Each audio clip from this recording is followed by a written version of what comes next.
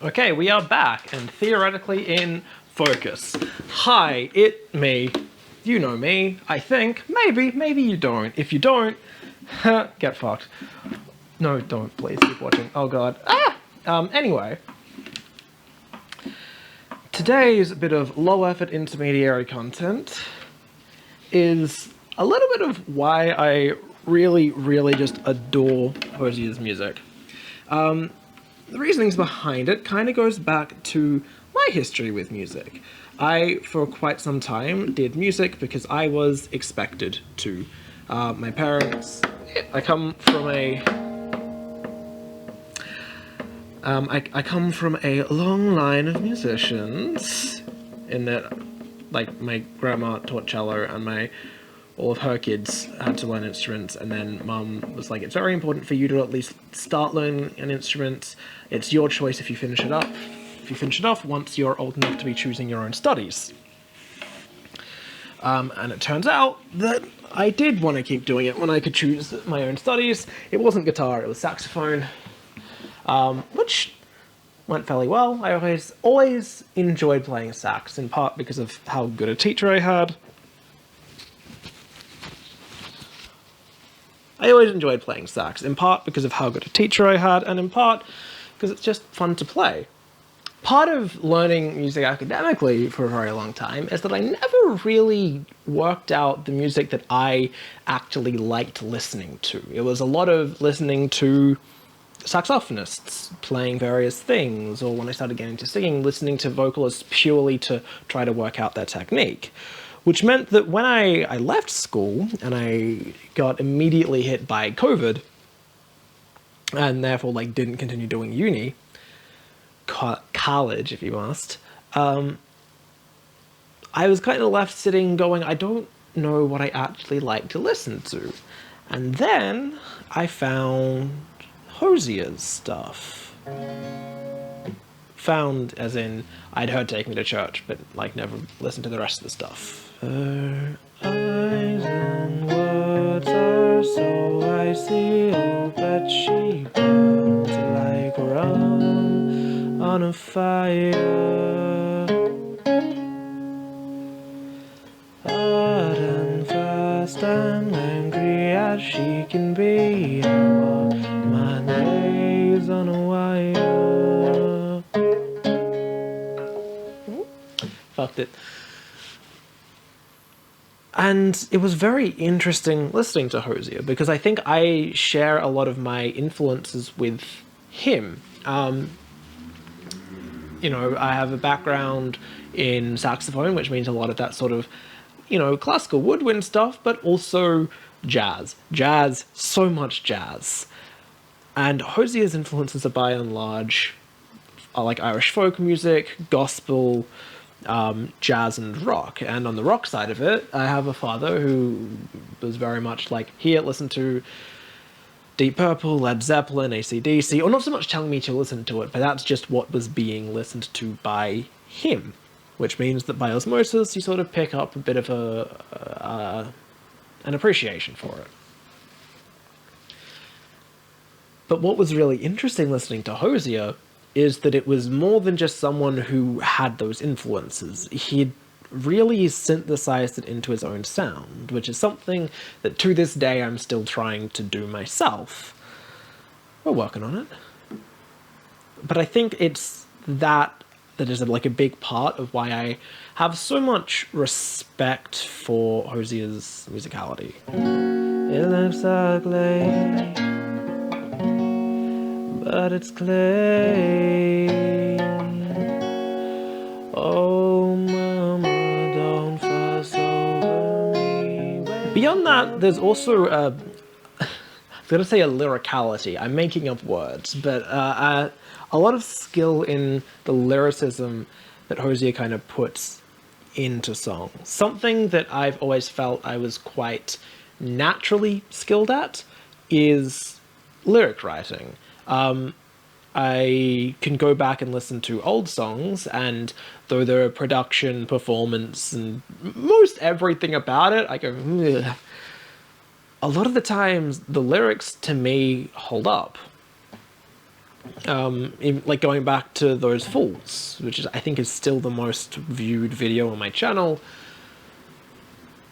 Like, a lot of that video I cringe at because of my own lack of skill, which is to be expected, but not the lyricism. And maybe that says something about my own growth and or lack thereof in the way of lyricism, but I think it more says that I had a skill with it to start. I had a sense of rhythm and rhyme and a real sense of emphasis and poetry and putting meaning behind words. And Hozier leaves me in the fucking dust. The amount of double meaning and story that he can tell in a song is incredible to me. Way she tells me I'm hers and she is mine. Open hand or closed fist would be fine. Blood is rare and sweet as cherry wine.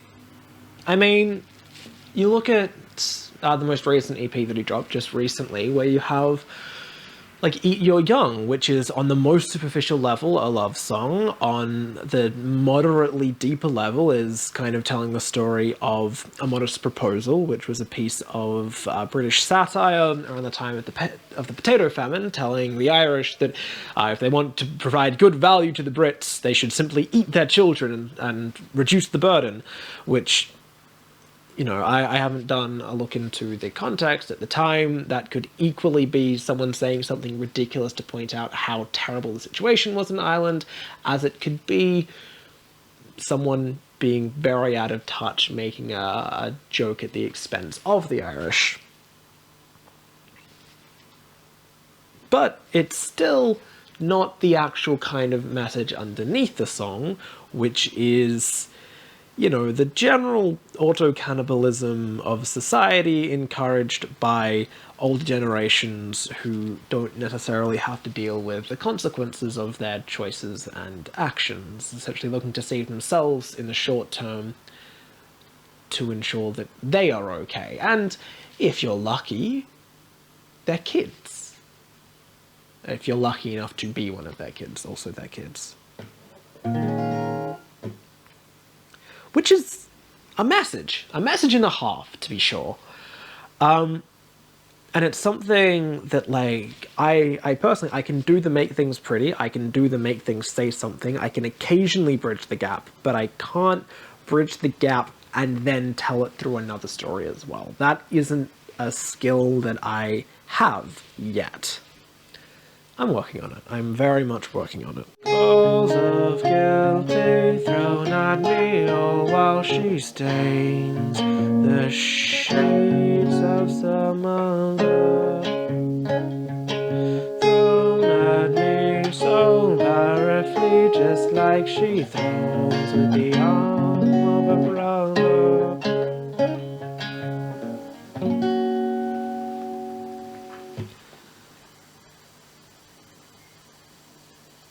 And part of that process is learning his songs, as you're seeing a very work-in-progress-y thing. I'm sure I've edited out all the stops and starts and remakes, redos, but this is Cherry Wine in the process of being something I would like to be able to play at gigs, at professional stuff, when I plan to start doing that sometime this year, when I have a set list that I'm confident in.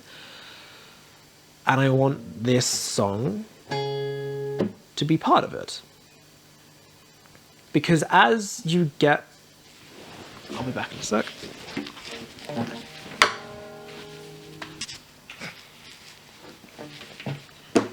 Don't do two things at once, kids.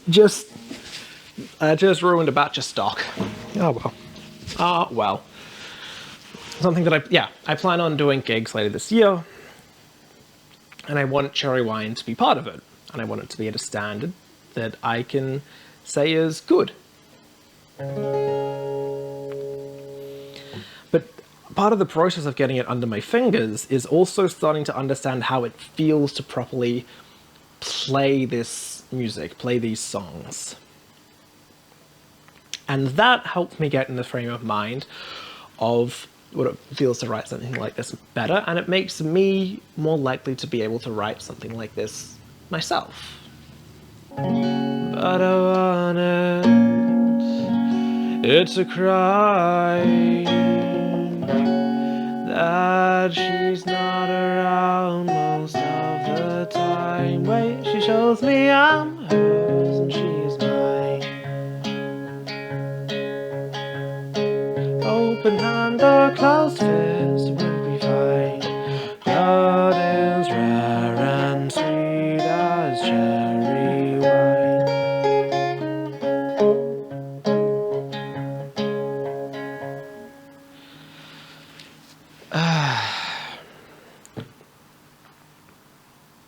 And part of getting things under your fingers is realizing that sometimes they're not fully memorized.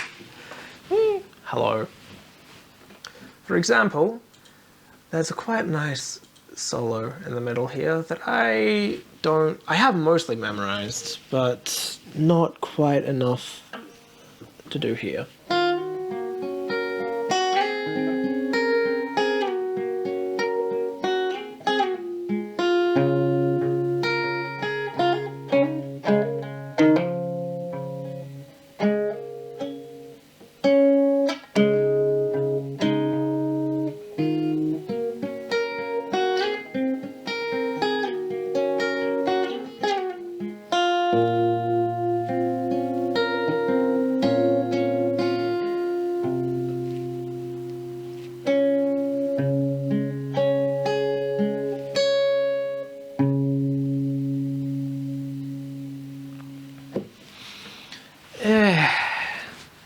Guitar, guitar, guitar, guitar, guitar. As I said, getting it under my fingers. It's not all there yet. It's been interesting, because it's been quite some time since I've had to put in the time and effort to learn a piece from scratch, even on an instrument that I wasn't that familiar with fingerpicking before I started doing this, maybe about a month ago. There are a lot of skills that I kind of built up over my time at school learning music that are really applicable, some less so. But I think a really important part of finding Hozier and finding an artist that I just wanted to understand and really be able to imitate is that it has helped my own personal artistic journey far more than so many of the things that I did at school.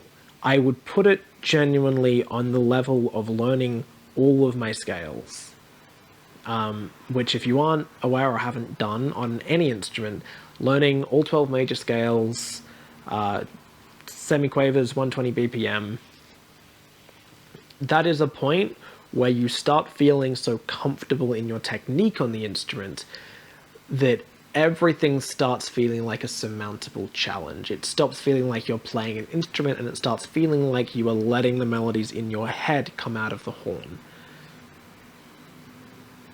And finding an artist that I wanted to imitate was a similar experience at a certain point, because I was already able to, in some cases, take a melody in my head and play it out of the horn, but now I knew what I wanted the melodies to be. So yeah. I'm not quite sure what the point of this low effort intermediary content was, but I think I managed to pull a nice message out of it. Her fight and fury is fiery, oh, but she loves like sleep to the freezing. Sweet and right and merciful, I'm all but lost in the tide of her breathing. And it's worth it. It's divine. And I have this some of the time. Wait, she shows me I'm hers and she's mine. Open hand or closed fist would be fine. Blood is rare and sweet as cherry wine.